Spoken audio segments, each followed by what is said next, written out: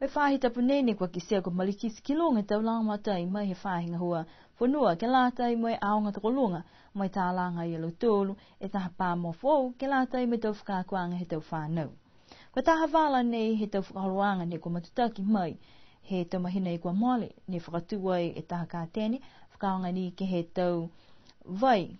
wake hydroponics mai kua lalawhi atu ai foki taha e pā boa ne kua hoko atu ai foki ke haonga he ahu nei mai whakatutala mai taha he tau whanau ne kua lahinga hua ke lewe ki atu ke he tau koloa nei.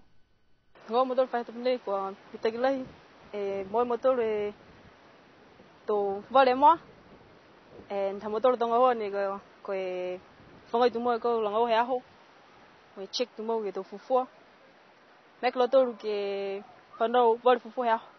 whangai tu moa motor ke mawhisi lo toru ke whanau tō fufua mek fu motor ke sel mo e tupu ke li whataua ke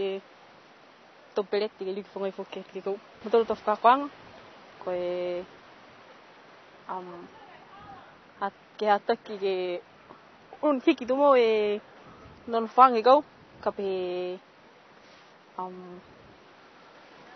osi e mosie I think after tōre aho si liuwe ke hiki non whangi kau Amna ki fōke talahau mai he whahi ngau whanua ke moa i taha pāpuaka ke fōke atu mai aonga he tau ahimua kai koe taha wala fuke nei te whakaroanga ne kua whakamuari ai he aonga mo e whahinga hua whanua ke te mahina i kua mole.